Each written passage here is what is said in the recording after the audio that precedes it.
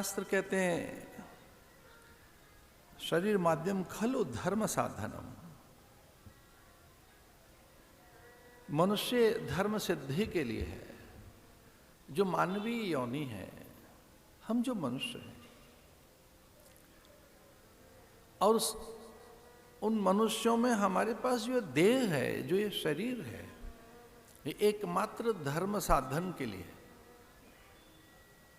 और फिर अन्य पुरुषार्थ भी इससे सिद्ध हों, अर्थ, काम और मोक्ष। पर प्रथम यह धर्म सिद्धि के लिए। शरीर माध्यम खलु धर्म साधन। खलु एक विशेषण है, एक विशेष बात है कि ये ध्यान दिया जाए कि धर्म की सिद्धि के लिए ही ये देह है।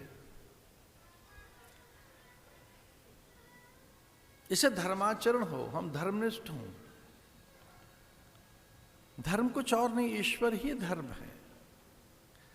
इसका अर्थ है कि ईश्वर की प्राप्ति के लिए, ईश्वर माने जो सत्य है, उस सत्य को अनुभूत करने के लिए, जो यथार्थ है, जो वास्तविकताएं हैं, उन्हें हम जान लें। तो जीवन यथार्थ बोध के लिए, सत्यान्वेषण के लिए, सत्य क्या है ये जानने के लिए।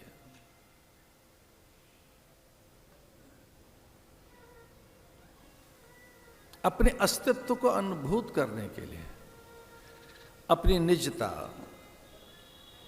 अपना स्वसत्व,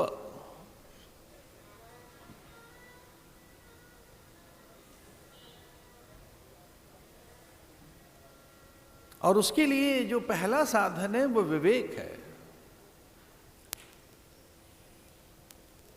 चूंकि यहां सत्य ढका हुआ है, सत्य उजागर नहीं है।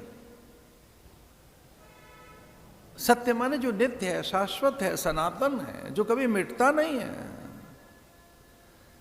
जो तीनों कालों में रहता है, जो त्रिकालाबाधित है, जिसे कोई काल बाधित नहीं करता है, वो सत्य है। जो था, है और रहेगा, जो मिटता नहीं है, इसमें विकार नहीं है, परिवर्तन नहीं है, न उसके रूप में, न उसके काय कलेवर में। पर यहां आकृतियां बदलती हैं, आकार बदलते रहते हैं, यहां दृश्य बदलते रहते हैं। यहां काल में भी कितने कलेवर हैं, काल की भी अनेक कायाएं हैं, काल के भी अनेक रूप हैं। भोर, दोपहर, अपराह्न, संध्या, प्रदोष, रात्रि। तो अगर ऐसा कहें कि यही सच है, पर ये रूप सच नहीं है, ये दृश्य सच नहीं है, इसे सत्य ढका हुआ है।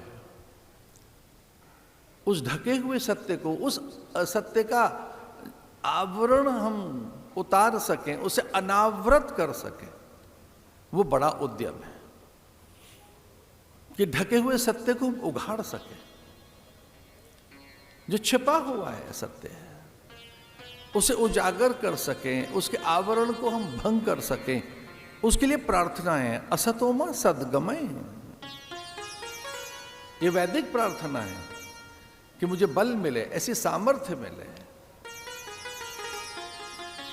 कि मैं असत्य से सत्य की ओर चल सकूं। असतो मां सद्गमय, मेरा मार्ग सत्य की ओर हो, मैं सत्य पथिक बनूं, सत्यान्वेषी बनूं, सत्य का आग्रही बनूं,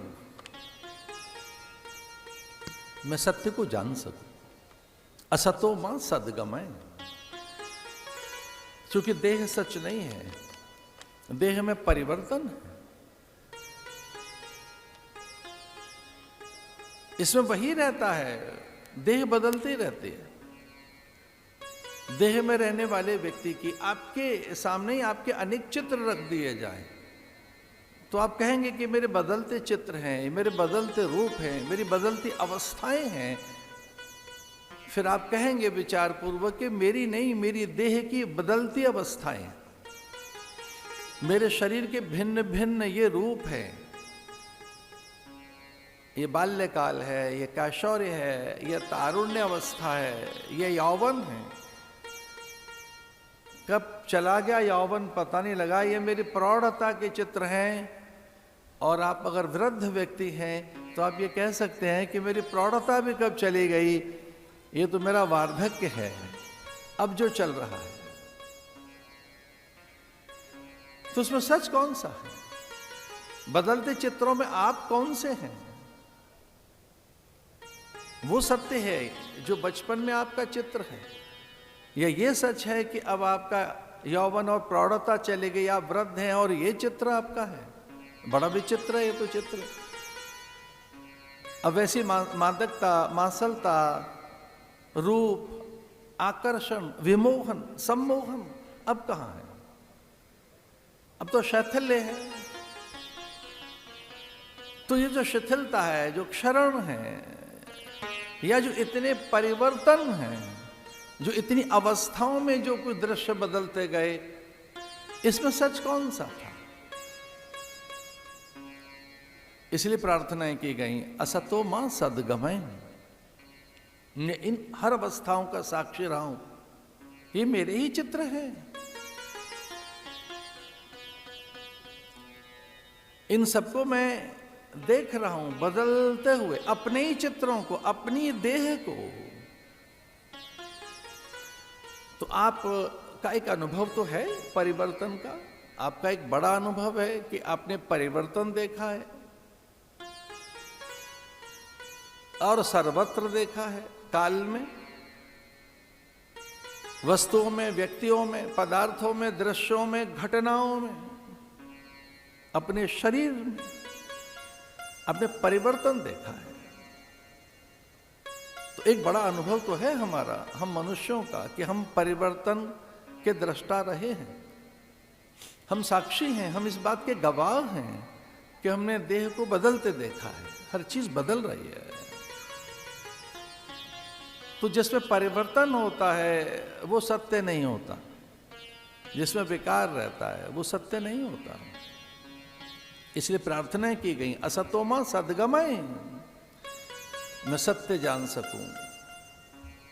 उस सत्य के लिए मुझे प्रकाश मिले कि मैं देख सकूं। तमसोमा ज्योतिर्गमय, चूंकि अंधकार में कुछ दिखता नहीं है,